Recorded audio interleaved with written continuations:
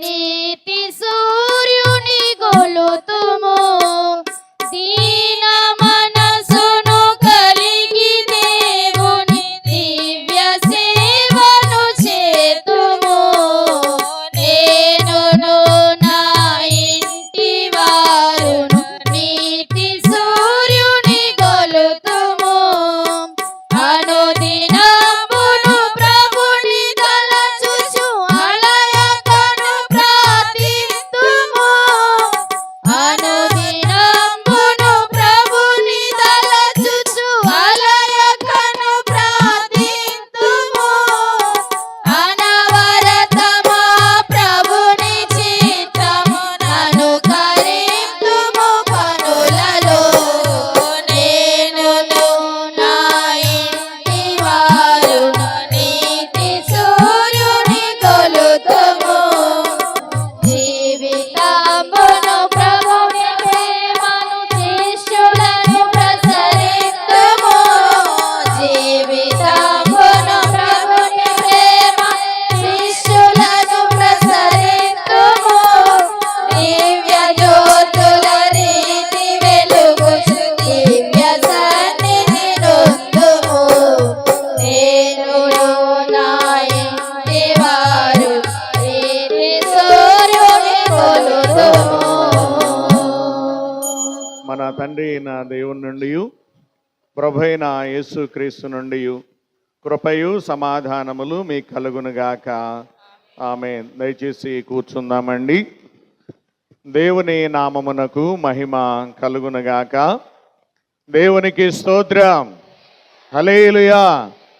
మరి దేవుని యొక్క ఉచితమైనటువంటి కృపను బట్టి గడిచిన ఆదివారము నుండి ఈ ఆదివారం వరకు కూడా దేవుడు తన బలిష్టమైన రెక్కల క్రింద మనల్ని భద్రపరిచి ఆయన నామమును మహిమపరిచి గణపరిచి ఆరాధించటానికి మనలను సజీవుల లెక్కలో ఉంచి ఆయన సన్నిధిలో ప్రవేశపెట్టిన విధానమును బట్టి మరి ముందుగా మనమందరమును కూడా దేవాది దేవునికి కృతజ్ఞతాస్తుతులు చెల్లించవలసిన వారమై ఉన్నామని మీకు తెలియచేస్తూ నిలువబెట్టిన త్రియేక దేవునికి ముందుగా వందనాలు చెల్లిస్తూ కూడి వచ్చిన సంఘానికి పెద్దలకును అలాగే సెక్రటరీ గారికి వందనాలు తెలియచేస్తా ఉన్నాను.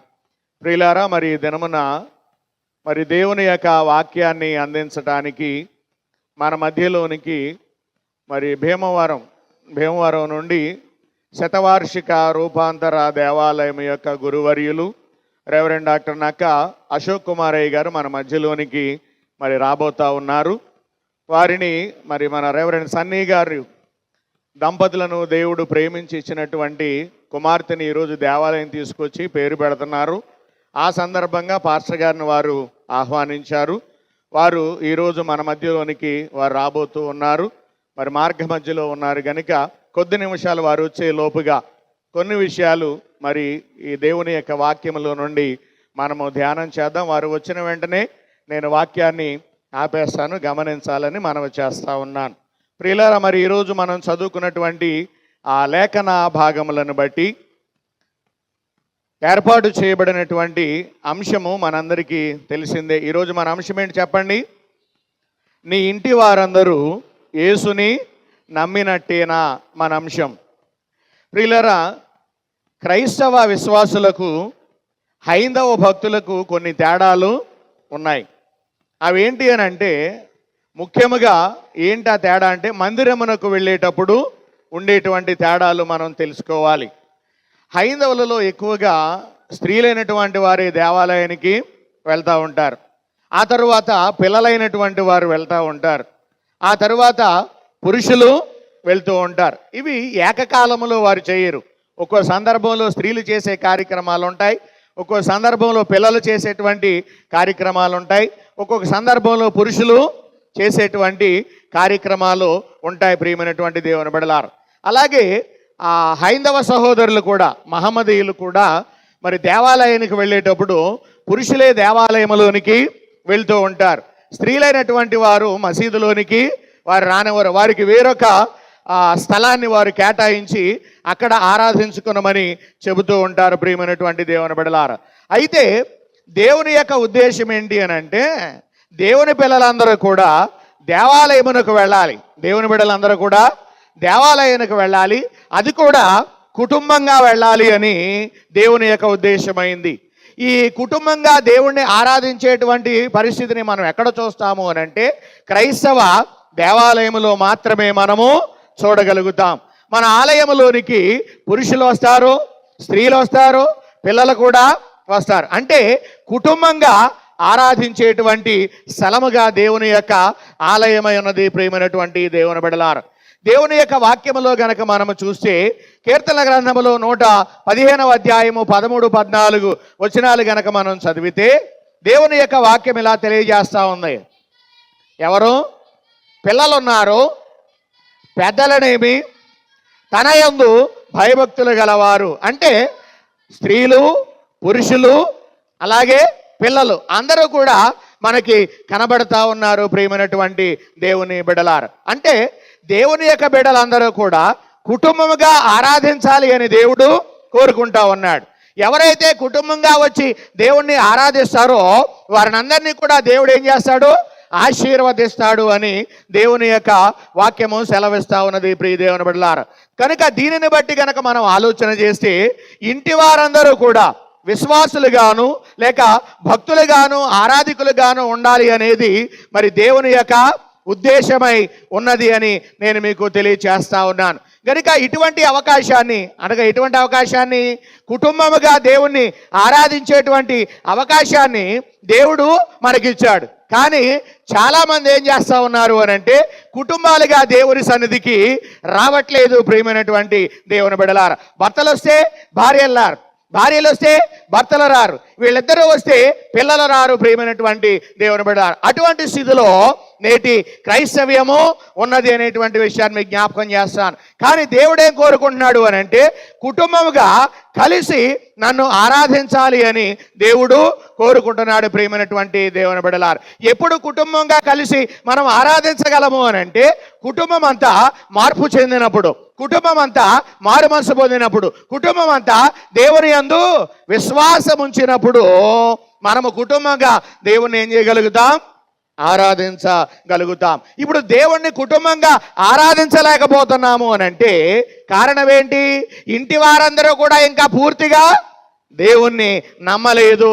ఇంటి వారందరూ కూడా దేవుణ్ణి పూర్తిగా నమ్మలేదు. ప్రియమైనటువంటి దేవుని బిడ్డలారా, ఈరోజు కనుక సువార్త పాఠములో మనము చూస్తే సువార్త పాఠములో యోహాను సువార్త 4వ అధ్యాయములో ఒక వ్యక్తి మనకు కనబడుతున్నాడు.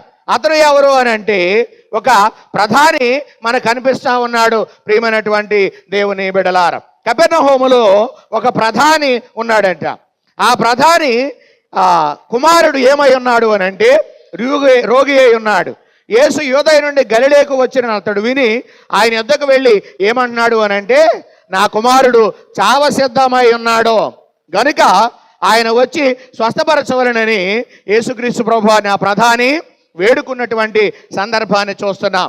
ఈ యొక్క ఉపమానంలో లేకపోతే యేసు ప్రభువు చెప్పినటువంటి ఈ విషయంలో జరిగినటువంటి విషయంలో మనం ఏం చూస్తున్నాము అని కనుక మనం ఆలోచన చేస్తే చూడండి, ఆ ప్రధానిని అతని ఇంటి వారందరూ కూడా ఏం చేశారు అని అంటే యేసుక్రీస్తు ప్రభువారిని నమ్మినట్లుగా దేవుని యొక్క వాక్యం సెలవిస్తా ఉన్నది. చూడండి, 4వ అధ్యాయములో 53వ వచనం మనం చదువుదాం.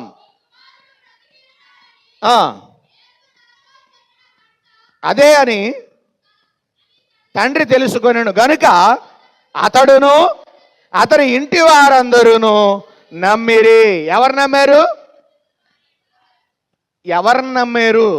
యేసుక్రీస్తు ప్రభువాని. అది ఎవరు? ఇంటి వారందరూ. ఎవరు నమ్మారు? ఇంటి వారందరూ కూడా యేసుక్రీస్తు ప్రభువాన్ని నమ్మినట్లుగా మనము చూస్తా ఉన్నాం. ప్రియమైనటువంటి దేవుని బిడ్డలారా, అంటే దేవుడు చేసినటువంటి కార్యమును బట్టి అతనే కాదు, ఎవరు నమ్మారు? అతని ఇంటి వారందరూ కూడా నమ్మినట్లుగా మనము చూస్తా ఉన్నాం. ప్రియమైనటువంటి దేవుని బిడ్డలారా, ఎప్పుడైతే తన కుమారుడు బాగుపడ్డాడనేటువంటి విషయాన్ని అతను విన్నాడు, యేసుప్రభువాన్ని వచ్చి అడిగాడు, ఏమని? నా కుమారుడు చావసిద్ధమై ఉన్నాడు, అతను వచ్చి బ్రతికించు అని అంటే యేసుప్రభు వారు వెళ్ళారా అంటే వెళ్ళలేదు. ఏమన్నారు అని అంటే వెళ్ళు, నీ కుమారుడు బ్రతికి ఉన్నాడు అని చెప్పాడు ఆయన. వెంటనే ఏం చేశాడు? మారు మాట్లాడకుండా ఆ ప్రధాని వెళ్ళిపోయాడు. అదే మనమైతే ఏం చేసేవాళ్ళము అని అంటే ఇదేంటి నాయన నువ్వు వస్తావని అవునా? ఎంత దూరం నుంచి వచ్చావు, నువ్వు ముట్టుకుంటావని, నువ్వు ప్రార్థన చేస్తావని, నా కుమారుడిని బ్రతికిస్తావని మేము అనుకున్నాం, కాబట్టి నువ్వు రాకపోతే నా కుమారుడేమి బాగుపడతాడు అని మనమైతే అనేవాళ్ళం. కానీ ప్రధాని ఆ మాట అన్నట్లుగా మనం చూడట్లే, అక్కడ రాయబడలేదు. ప్రధాని ఏ మాట మాట్లాడకుండా వెంటనే ఏం చేశాడు అని అంటే వెళ్ళిపోయాడు. వెంటనే వెళ్ళిపోయాడు. ఎలా వెళ్ళాడు అని గనక వాక్యం చెబుతుండే, వాక్యాన్ని గనక మనం చూస్తే ఆయనను నమ్మి వెళ్ళిపోయాడు. ఆయనను నమ్మి వెళ్ళినట్లుగా మనము చూస్తా ఉన్నాం. ప్రియమైనటువంటి దేవుని బిడ్డలారా, ఇప్పుడు అతను వెళ్ళుచూ ఉండగా, ఇంకా ఇంటికి వెళ్ళలేదు, మార్గ మధ్యములో ఉండగానే అతని దాసులు అతనికి ఎదురొచ్చారు.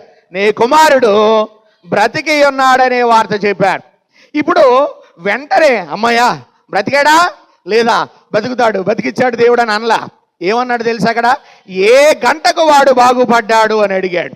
ఏ గంటకు వాడు బాగుపడ్డాడు అని అడిగితే అప్పుడు వాళ్ళు చెప్పినటువంటి విషయం ఏంటి అని కనుక మనం ఆలోచన చేస్తే, నిన్న 1 గంటకు అతను బాగుపడ్డాడు అన్నాడు. అంటే యేసు ప్రభువు చెప్పినటువంటి సమయం అదే అని ఎవరు గుర్తించారు?